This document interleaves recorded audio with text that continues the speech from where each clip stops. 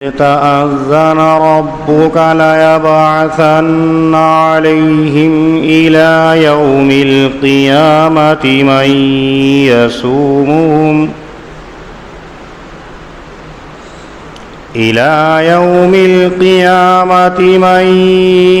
يسومهم سوء العذاب إن ربك لسريع العقاب وإنه لغفور رحيم وقطعناهم في الأرض أمما منهم الصالحون ومنهم دون ذلك وبلوناهم بالحسنات والسيئات لعلهم يرجعون صدق الله العظيم. حضرت موسیٰ علیہ السلام کے واقعے کو پیچھے سے نقل کیا جا رہا ہے. کافی دور سے حضرت موسیٰ علیہ السلام اور آپ کی قوم کے واقعے کو ذکر کیا گیا ہے کہ اللہ رب العزت نے حضرت موسیٰ علیہ السلام کی قوم کے اوپر کتنے انعامات کیے، لیکن اس کے باوجود یہ نافرمانی اور سرکشی کے اندر بڑھتی چلی گئی قوم. نتیجہ یہ ہوا کہ اللہ رب العزت نے ان کی پکڑ فرمائی. ان آیات کریمہ کے اندر بھی اللہ رب العزت ان لوگوں کی دو سزاؤں کو ذکر فرما رہی ہے کہ ہم نے موسیٰ علیہ السلام کے طفیل کے اندر تمہارے اوپر کتنے احسانات کیے. فرعون سے اور آل فرعون سے تم کو نجات دے دی، کھانے پینے کی چیزوں سے تمہیں فارغ کر کے من و سلوہ کی دولت سے تمہیں نواز دیا، تمہارے رہنے کے لیے وادی تیہ کو متعین کر کے آسمانوں کے اوپر ابروں کو اور بادلوں کو تمہارے اوپر سایہ فگن کر دیا.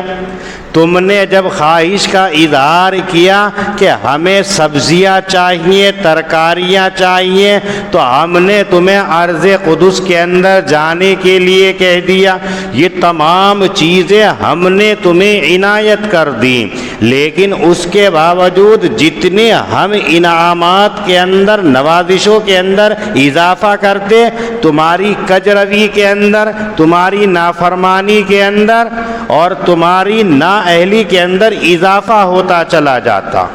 تو پھر ہم نے تمہاری پکڑ کی. اس آیت کریمہ کے اندر دنیاوی ایک سزا کو ذکر کیا جا رہا ہے کہ بنی اسرائیل میں سے جو یہود ہیں جن کی نافرمانی حد سے زیادہ بڑھی ہوئی ہے اور نبی اکرم صلی اللہ علیہ وسلم کے زمانے کے اندر یہ موجود ہے، ان کو ان کے آباء و اجداد کی بات کو ذکر کیا جا رہا ہے. وَإِذْ تَأَذَّنَ رَبُّكَ لَيَبْعَثَنَّ عَلَيْهِمْ إِلَى يَوْمِ الْقِيَامَةِ، کہ ان لوگوں کے اوپر کہ جب نافرمانیوں کے اندر ان کا اضافہ ہوتا چلا گیا، جب ان کی سرکشی کے اندر اضافہ ہوتا چلا گیا، تو پھر اب اس وقت کو یاد کیجئے جب تمہارے رب نے تمہیں یہ خبر کر دی کہ اب ان یہود کے اوپر قیامت تک ایسے آدمی کو مسلط کیا جاتا رہے گا جو دنیا کے اندر ان کو سخت عذاب کے اندر مبتلا رکھے گا. ایک سزا ان کو یہ بیان کر دی کہ قیامت تک جب یہود موجود رہیں گے جنہوں نے نافرمانیوں کی انتہا کر دی تھی، اللہ کی انعامات کی انہوں نے ناقدری کی انتہا کر دی، تو اب ان کو ایک عذاب دنیا کے اندر یہ دیا جا رہا ہے کہ جب تک یہ دنیا کے اندر موجود رہیں گے، جب تک ان کا وجود دنیا کے اندر رہے گا، ہمیشہ ان کے اوپر ایک آدمی ایسا مسلط رہے گا جو ان کو عذاب کے اندر گرفتار رکھے گا. چنانچہ ایسا ہی ہوا. آپ دیکھیں شروع کے اندر حضرت سلیمان علیہ السلام کو نبی اور بادشاہ بنا کر کے بھیجا تو انہوں نے ان یہودیوں کو سیدھا کر دیا، انہوں نے نافرمانی کی تو ان کو سزا دی گئی۔ اس کے بعد میں حضرت سلیمان علیہ السلام کے چلے جانے کے بعد میں پھر انہوں نے سرکشی کی اور سر ابھارا تو بخت نصر بادشاہ کو ان کے اوپر مسلط کر دیا اور اس نے ان کے لیے بے انتہا مظالم ڈائے، ان کو سزائیں دی۔ پھر ان کے بعد میں ایسا ہوا جب یہ چلا گیا تو دور فاروقی آتا ہے تو حضرت عمر فاروق رضی اللہ تعالیٰ نے ان کے علاقے کو فتح کر لیا اور ان کے سرکوبی کے لیے ایسی مہم چلائی کہ ان کا ڈنگ بتتا چلا گیا، ختم ہوتا چلا گیا۔ چنانچہ قیامت تک اللہ رب العزت نے یہ قانون بنا دیا کہ جب تک یہ لوگ دنیا کے اندر موجود رہیں گے تو ان کی سزا یہ ہے کہ کبھی نہ کبھی کسی نہ کسی شکل کے اندر ان کے اوپر ایک بادشاہ اور ایک آدمی ایسا مسلط ہوتا رہے گا جو ان کو عذاب کے اندر گرفتار رکھے گا۔ ان ربک لسریع العقاب، آگے آ کر کے اللہ رب العزت بتا رہے ہیں کہ اللہ کا عذاب بہت جلد آنے والا ہے۔ کوئی یہ نہ سمجھے کہ اللہ کی پکڑ تھوڑی تاخیر سے ہے۔ اگر نافرمانیوں کے اندر اضافہ ہو رہا ہے، اگر سرکشی کے اندر اضافہ ہو رہا ہے، اللہ کے احکامات کی خلاف ورزیوں کے اندر اگر اضافہ ہو رہا ہے تو پھر اللہ کا عذاب بہت سا جلد آنے والا ہے۔ لیکن اسی کے ساتھ ساتھ اللہ رب العزت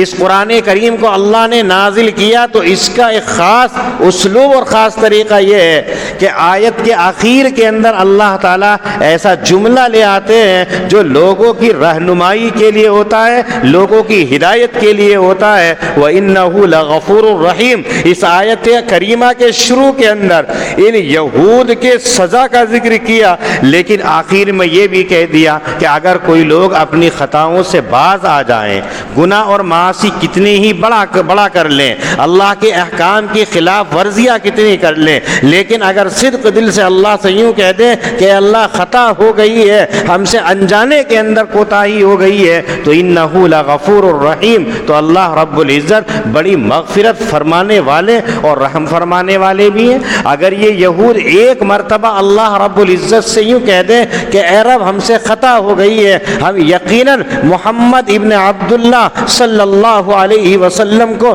نبی مانتے ہوئے ان کے اوپر ایمان لاتے ہیں، تو ان کی تمام خطائیں معاف، ان کے تمام قصور معاف، ان کی تمام غلطیوں کو معاف کر دیا جائے گا۔ وَقَطَّعْنَاهُمْ فِي الْأَرْضِ أُمَمًا، اس دوسری آیت کریمہ کے اندر ان کی دوسری سزا کو بیان کیا جا رہا ہے، اور وہ بھی دنیا ہی کے اندر سزا ہے۔ وہ یہ ہے کہ اللہ رب العزت نے ان کے اندر یہ بات رکھ دی ہے کہ کہیں بھی کبھی بھی ایک ساتھ جمع نہیں ہو سکتے۔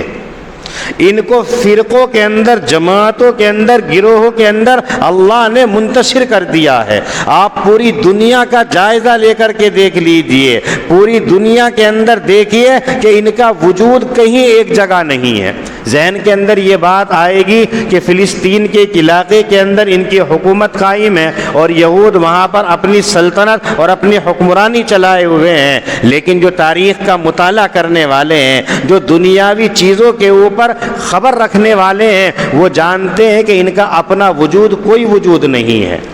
یہ در حقیقت دوسری حکومتوں کی ایک چھاونی بنے ہوئے ہیں، ان کا اپنا وجود کچھ نہیں ہے۔ اگر ان کے داتا اور ان کے سرپرست ان کے اوپر سے ہاتھ کو ہٹا لے اور ان کی پشت پناہی بند کر دے تو ان کا وجود ختم ہو جائے گا، ان کا خاتمہ یقینی ہے۔ یہ اللہ نے سزا بیان کی ہے کہ قیامت تک یہود ایک ساتھ ایک جگہ جمع نہیں ہو سکتے ہیں۔ اس کے برخلاف مسلمانوں کو دیکھیے کہ اللہ رب العزت نے مسلمانوں کے اندر جمعیت کو باقی رکھا ہے، اتفاق اور اتحاد کو باقی رکھا ہے، اور مسلمانوں کی کتنی حکومتیں وجود کے اندر آئی ہیں۔ اگر آپ دیکھیں گے تو بہت سارے علاقے ایسے ہیں جہاں مسلم حکومتیں ہیں اور مسلم کنٹریز ایسی ہیں کہ جہاں صرف اور صرف مسلمان ہیں۔ یہ اللہ کا انعام ہے۔ یہیں سے یہ بات بھی معلوم ہوئی کہ اگر کہیں رہنا چاہیے تو اجتماعیت کے ساتھ رہنا چاہیے. ایسا نہ ہو کہ انتشار کی شکل کے اندر جیسے آج کا دور چلنے لگا ہے کہ آدمی چاہتا ہے کہ اپنے علاقے اور اپنے لوگوں کو چھوڑ کر کے غیروں کے اندر جا کر کے رہنا پسند کرتا ہے، لیکن نتیجے اور مال کے طور پر معلوم ہوتا ہے کہ ان کی حالت کیا ہو جاتی ہے. جب حالات ناگزیر ہوتے ہیں، حالات کشیدہ ہوتے ہیں، اس وقت کے اندر احساس ہوتا ہے کہ انہوں نے کتنی بڑی خطا کی ہے. یہ اللہ کا انعام اور اللہ کا عطیہ ہے کہ اللہ رب العزت نے مسلمانوں کو ایک جگہ رہنے اور ایک ساتھ جمع ہونے کے لیے پیدا کیا ہے. اور جب کسی مسلمان کو تکلیف پہنچتی ہے تو دوسرا مسلمان اس کے لیے بے چین ہو جاتا ہے، بے قرار ہو جاتا ہے. قرآن کریم کہتا ہے انما المؤمنون اخوہ، کہ مسلمان جو ہیں آپس کے اندر ایسے ہیں جیسے ایک ماں باپ کی اولاد، جیسے حقیقی والدین کی حقیقی اولادیں ہوتی ہے کہ اگر ایک کو تکلیف ہوتی ہے تو دوسرا اس کی تکلیف کو محسوس کرتا ہے. یا یوں کہا جائے کہ تمام مسلمان ایسے ہیں جیسے انسان کا پورے بدن کے اعضاء ہیں. کتنے اعضاء ہیں لیکن ان تمام کا تعلق ایک جسم سے ہوتا ہے، ایک بدن اور ایک جسد سے ہوتا ہے. اور اگر بدن کے کسی ایک حصے کے اندر تکلیف پہنچتی ہے تو پورا بدن اس کے ساتھ میں شریک ہوتا ہے. آپ چل رہے ہیں، چلتے چلتے آپ کو ٹھوکر لگتی ہے، آپ کی انگلی کے اندر تکلیف ہوتی ہے تو پورا بدن اس کی تکلیف کا ساتھ دیتا ہے. آنکھیں ہوتی ہیں جو سونے سے انکار کر دیتی ہیں، بدن ہوتا ہے وہ آرام کرنے سے انکار کر دیتا ہے، منہ ہوتا ہے تو وہ چپ رہنے سے انکار کر دیتا ہے. آہ کی آواز نکلتی ہے، آنکھوں سے آنسوؤں کا سیلاب نکلتا ہے، بدن سے ٹیسیں اٹھتی ہیں، جبکہ تکلیف ایک حصے کے اندر ہوئی لیکن پورے کے پورے بدن انسان جتنے ہوتے ہیں وہ تمام کے تمام ایک ساتھ اس کا ساتھ دیتے ہیں. یہی حال مسلمانوں کا ہے کہ پوری کائنات کے اندر، پوری دنیا کے اندر اگر کسی ایک مسلمان کو بھی تکلیف پہنچتی ہے تو ایسی صورت کے اندر سارے مسلمانوں کو تکلیف ہوتی ہے. سارے مسلمان پریشان کیوں؟ اس لیے کہ ان کے اندر اجتماعیت کو رکھا گیا ہے. انتشار یہ اللہ کی طرف سے عذاب ہوتا ہے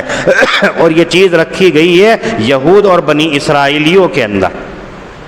منہم الصالحون ومنہم دون ذالک.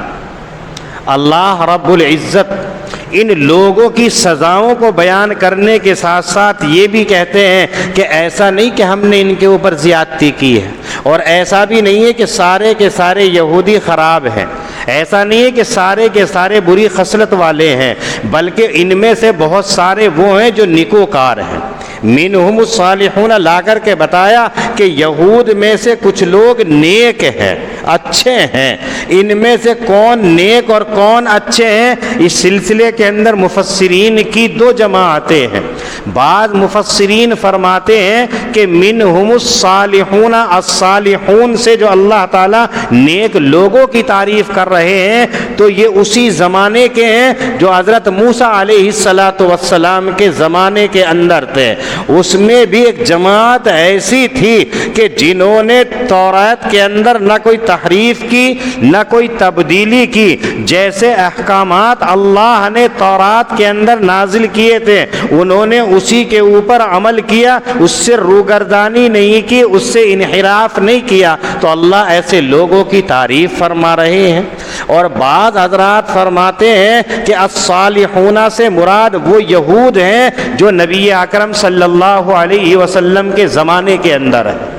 نبی اکرم صلی اللہ علیہ وسلم کے زمانے کے اندر جو ہے کچھ ایسے یہود ہیں کہ جو حق کے متلاشی تھے، جو نبی آخر الزماں کے انتظار میں تھے. جیسے آقا صلی اللہ علیہ وسلم نے اعلان نبوت کیا اور چرچا ہوا کہ آخری نبی آ چکے ہیں تو جو حق کے متلاشی تھے، جو متوالے تھے دین کے، وہ دوڑ کر کے نبی اکرم صلی اللہ علیہ وسلم کی خدمت کے اندر پہنچے ہیں اور اپنی ان نشانیوں کو جو تورات کے اندر آخری نبی کی پڑھ رکھی تھی، ان آخری نبی کی نشانیوں کو دیکھ کر کے انہوں نے ایمان کو قبول کر لیا. جیسے عبداللہ ابن سلام اور حضرت اسید ابن حضیر رضی اللہ تعالیٰ عنہما اور ایسے اور دیگر کہ جب تک نبی کی نبوت کا انہوں نے اقرار نہیں کیا اس وقت تک انہوں نے تورات کے اوپر عمل کیا اور تورات کی ان آیات کے اوپر اور ان احکامات کے اوپر عمل کرتے تھے جن کے اندر کوئی تبدیلی نہیں کی گئی تھی. اور جیسے ہی آقا صلی اللہ علیہ وسلم نے اعلان نبوت کیا تو نشانیوں کو علامتوں کو دیکھ کر کے پہچان لیا. اس لیے کہ یہود کے بارے میں قرآن مقدس نے یہ اعلان کر دیا تھا کہ یہ لوگ آقا صلی اللہ علیہ وسلم کو ایسے پہچانتے ہیں جیسے اپنی اولاد کو پہچانتے ہیں. یعرفونہم کما یعرفون ابناءہم کہ آدمی اپنی اولاد کو پہچاننے کے اندر خطا نہیں کر سکتا ہے. ایک مرتبہ اولاد اپنے باپ کو اپنی ماں کو پہچاننے سے انکار کر سکتی ہے لیکن ایک باپ اور ایک ماں ہوتی ہے کہ وہ اپنی اولاد کو پہچاننے سے کبھی بھی انکار نہیں کر سکتے ہیں چونکہ وہ بچپن سے لے کے جوانی اور بڑھاپے تک اس کے ایک ایک اعضاء کو دیکھے ہوئے ہوتے ہیں, جسم کے ایک ایک حصے کو دیکھے ہوئے ہوتے ہیں, وہ پہچان سکتے ہیں, کبھی غلطی نہیں کرتے ہیں. اسی طریقے سے یہود نے حضور اکرم صلی اللہ علیہ وسلم کی نشانیوں کو اور علامتوں کو تورات میں پڑھ کر کے پہچان لیا تھا لیکن جن کے دلوں کے اندر بیماریاں تھیں, جن کے دلوں کے اندر گندگی لگی ہوئی تھی, جن کے دلوں کے اندر یہ بات تھی کہ آخری نبی تو ہمارے میں سے آئے گا, بنو اسماعیل میں سے نہیں آئے گا, انہوں نے عناد کی وجہ سے انکار کیا ورنہ تو تمام یہودی جانتے تھے. تو جن لوگوں نے لبیک کہہ دیا آقا صلی اللہ علیہ وسلم کی نبوت کا تو ایسے لوگوں کی اللہ تعالیٰ تعریف فرما رہے ہیں منہم الصالحون کہ ان میں سے کچھ لوگ وہ ہیں جو نیک ہیں یعنی ایمان کو قبول کر لیتے ہیں. ومنہم دون ذالک اور کچھ لوگ ایسے ہیں جو ان کے علاوہ ہیں اور طرح کے ہیں یعنی انہوں نے تورات کے اندر تبدیلی کر لی, اپنی مرضی اپنی منشا کے مطابق انہوں نے احکامات کے اندر تغیر کر لیا اور آخری نبی صلی اللہ علیہ وسلم آئے تو انہوں نے انکار کرتے ہوئے یوں کہہ دیا کہ آخری نبی تو آئے گا لیکن وہ بنو اسماعیل سے نہیں آئے گا بلکہ بنو اسحاق سے آئے گا. جبکہ تورات ہو, زبور ہو, انجیل ہو, کوئی سی کتاب ہو, کسی کے اندر اللہ نے یہ نہیں کہا تھا کہ آخری نبی جو ہوں گے وہ بنو اسماعیل میں سے نہیں ہوں گے, بنو اسحاق میں سے ہوں گے. کہیں اللہ نے اس کا ذکر نہیں کیا لیکن انہوں نے اپنی طرف سے گھڑ کر کے یہ لکھ لیا تھا. اسی واسطے ان لوگوں کی قباحت کو ذکر کیا جا رہا ہے. اور آگے کہتے وَبَلَوْنَاهُمْ بِالْحَسَنَاتِ وَالسَّيِّئَاتِ اللہ تعالیٰ فرماتے ہیں کہ ہم نے ان کی آزمائش کی اچھائیوں کے اندر بھی, خوبیوں کے اندر بھی, اور ان کی ہم نے آزمائش کی برائیوں کے اندر. بالحسنات کہ اللہ فرماتے ہیں کہ ہم نے ان کی خوبیوں کے اندر آزمائش کی, اور خوبیوں کے اندر آزمائش کا مطلب یہ ہے کہ ہم نے ان کے لیے آرائشیں رکھ دی, زیبائشیں رکھ دی, انعامات الہیہ کی ان کے اوپر بارش کر دی, بے انتہا ان کو دولت دے دی, ان کو دنیا کی تمام ضرورتیں دے دی, یہ دیکھنے کے لیے کہ آیا یہ ہماری بات کو مانتے ہیں یا نہیں مانتے ہیں. تو ان لوگوں نے انکار کر دیا. بلکہ ان لوگوں کے پاس جب یہ کہا جاتا کہ اللہ نے تمہیں دولت سے نواز دیا ہے اب تم راہ حق میں اس کو خرچ کرو, تو ان لوگوں نے یہ کہنا شروع کر دیا ان اللہ فقیر ونحن اغنیاء. تم اللہ کے نام پر پیسہ مانگ رہے ہو, مسجد کے اندر دے دو, غریبوں کو دے دو, مدرسوں کے اندر دے دو, یتیموں کو دے دو, بے سہاراؤں کو دے دو, اللہ کو دے دو. من ذا الذی یقرض اللہ قرضا حسنا, کون ہے جو اللہ کو قرض حسن دے سکتا ہے؟ تو اللہ ایسا لگتا ہے العیاذ باللہ کہ اللہ تو فقیر ہو گیا ہے اور ہم مالدار ہو گئے. ان کے اس قول کو اللہ نے ذکر کیا کہ یہ کہا کرتے تھے ان اللہ فقیر ونحن اغنیاء, بے شک اللہ تعالیٰ فقیر ہو چکے ہیں اور ہم مالدار ہیں. تو اللہ تعالیٰ نے ان کی پکڑ فرمائی, گرفت فرمائی. یہیں سے ہمیں بھی اس بات کو یاد رکھنا چاہیے کہ اگر اللہ نے ہمیں دولت سے نواز دیا ہے, اللہ نے اگر ہمارے ساتھ میں دولت مندی کا معاملہ کیا ہے, ہماری ضرورتوں سے زائد بھی اگر اللہ نے ہمیں دے رکھا ہے, تو ہمیں راہ خدا کے اندر خرچ کرنے میں بخل سے کام نہیں لینا چاہیے. ہمارا ہمارا حال کیا ہے کہ ہم اسے بچا بچا کر کے جمع کرتے چلے جاتے ہیں، اور ایک دن یہ آتا ہے رکھا رہ جاتا ہے اور دوسری ہی استعمال کرتے ہیں۔ بلکہ اللہ کی راہ کے اندر خوب خرچ کرنا چاہیے۔ بڑے بڑے دیندار ہوتے ہیں، نمازی ہوتے ہیں، بڑی عبادت کرنے والے ہوتے ہیں، لیکن جہاں مال کا نمبر آتا ہے تو وہ بخل اور کنجوسی سے کام کرتے ہیں۔ وہ در حقیقت یہودیوں کے بھائی ہوتے ہیں جو یہ سمجھتے ہیں کہ اللہ تو بے نیاز ہے، اللہ کو کیا ضرورت ہے، اللہ اگر اپنے بندے کی مدد کرنا چاہے تو میرے پیسے سے کوئی کرا سکتا ہے، اللہ اسے اور نظم فرما دے گا۔ تو گویا یہ لوگ کنجوس ہیں۔ اسی واسطے نبی کریم صلی اللہ علیہ وسلم نے جہاں بری خصلتیں ذکر کی ہیں وہاں ایک بخل کو بھی ذکر کیا کہ کنجوسی کو اللہ تعالیٰ پسند نہیں فرماتے ہیں۔ اور کنجوسی صرف پیسے کے اندر نہیں، اللہ نے جو چیز تمہیں دے رکھی ہے اس چیز کے اندر آپ کو سخاوت سے کام لینا چاہیے۔ حضرت امام اعظم ابو حنیفہ رحمۃ اللہ علیہ کے بارے میں آتا ہے کہ ایک شخص نے خواب کے اندر حضرت امام اعظم ابو حنیفہ رحمۃ اللہ علیہ کو دیکھا اور پوچھا کہ اللہ رب العزت نے تمہارے ساتھ کیا معاملہ کیا؟ کہا کہ اللہ نے معاملہ یہ کیا کہ اللہ نے میری مغفرت فرما دی، میری بخشش فرما دی اور بہت اونچے مقام کے اوپر عنایت کیا، لیکن اللہ نے جو مجھے یہ مقام عنایت کیا ہے وہ دو خوبیوں کی وجہ سے، دو خصلتوں اور دو عادتوں کی وجہ سے کیا ہے۔ پہلی عادت اور پہلی خصلت تو یہ ہے کہ میں نے کبھی بھی قوم کو فائدہ پہنچانے کے اندر بخل سے کام نہیں لیا۔ جب بھی کسی نے آ کر کے کوئی ضرورت میرے سامنے رکھی تو میں نے اس کی ضرورت کو پورا کیا، کبھی میں نے اس سے بخل سے کام نہیں لیا۔ کسی نے مسئلہ معلوم کیا، فٹاک سے مسئلہ بتایا، کسی نے پیسے کی میرے سامنے مطالبہ کیا اگر ہے تو فوری طور پر پورا کر دیا، کسی نے کوئی سوال کیا تو اس کی ضرورت کو پورا کر دیا، میں نے کبھی نہیں دیکھا۔ اور دوسری چیز کہ میں نے اپنا فائدہ حاصل کرنے کے اندر کبھی بھی بخل سے کام نہیں لیا۔ میں نے یہ نہیں دیکھا کہ جس سے مجھے فائدہ پہنچ رہا ہے یہ میرے مرتبے کا ہے یا نہیں ہے، مجھ سے بڑا ہے یا چھوٹا ہے، بلکہ روایتوں میں آتا ہے کہ ایک مرتبہ سیدنا امام اعظم ابو حنیفہ رحمۃ اللہ علیہ جا رہے تھے، بارش ہوئی تھی، کیچڑ تھی، سامنے سے ایک چھوٹی سی بچی آ رہی ہے تو بچی بھاگتی ہوئی آتی ہے تو بچوں کی عادت ہوتی ہے الٹا سیدھا بھاگتے ہیں، تو خطرہ ہوا کہیں گر نہ جائے، تو امام اعظم ابو حنیفہ رحمۃ اللہ علیہ نے اس بچی سے کہا کہ بیٹی آرام آرام سے چل کر کے آؤ، کہیں ایسا نہ ہو کہ کیچڑ کے اندر آپ کا پاؤں پھسل جائے اور آپ کے چوٹ لگ جائے۔ تو وہ بچی یہ کہتی ہے کہ حضرت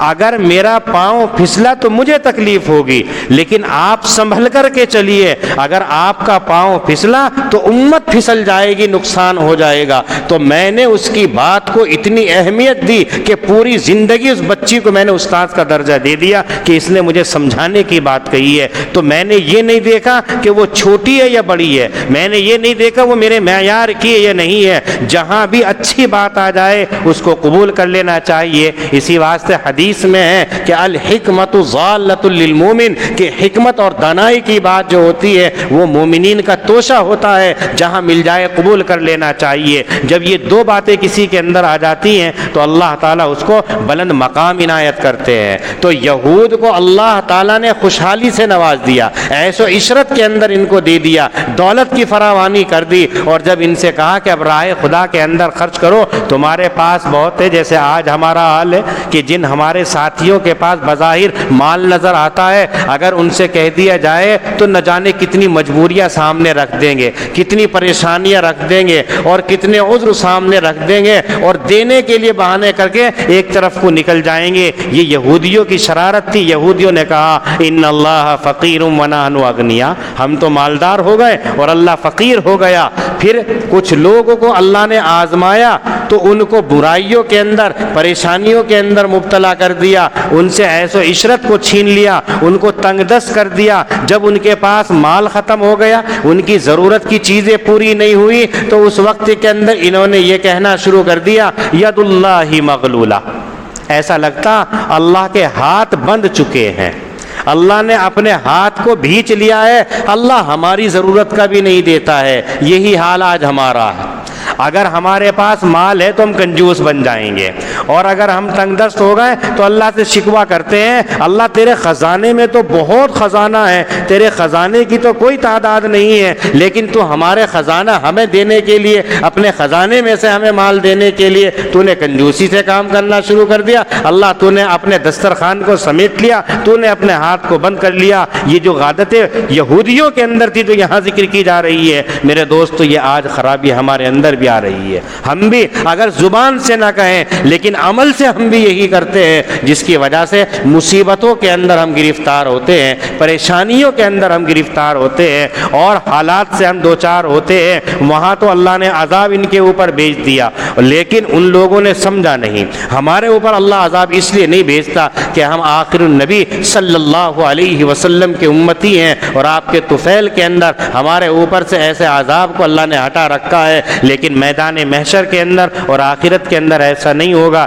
اس لیے ہمیں ہوش کے ناخن لینے چاہیے، اور اللہ جو کہتے ہیں بلوناہم بالحسنات والسیئات، کہ ہم نے ان لوگوں کو آزمایا خوبیوں کے اندر بھی، اچھائیوں کے اندر بھی، اور برائیوں اور پریشانیوں کے اندر بھی، کس لیے؟ لعلہم یرجعون، اپنی خطاؤں سے، اپنی غلطیوں سے، اپنے نقصانات کی چیزوں سے واپس آ جائیں۔ آدمی کو ٹھوکر لگ گئی، سنبھل گیا تو سمجھانا چاہیے کہ وہ انسان ہے، اور اگر ٹھوکر لگنے کے بعد بھی نہیں سمجھا تو وہ انسان نہیں بلکہ وہ حیوان اور جانور ہوتا ہے۔ وَإِذْ تَأَذَّنَ رَبُّكَ لَيَبْعَثَنَّ عَلَيْهِمْ إِلَى يَوْمِ الْقِيَامَةِ، اور اس وقت کو یاد کیجئے جب آپ کے پروردگار نے خبر کر دی تھی کہ ہم ان کے اوپر، یہود کے اوپر ایسے آدمی کو قیامت تک مسلط کرتے رہیں گے جو ان کو برے عذاب کے اندر مبتلا رکھے گا۔ ان ربک لسریع العقاب، بلا شبہ آپ کا رب بہت جلد سزا دینے والا ہے۔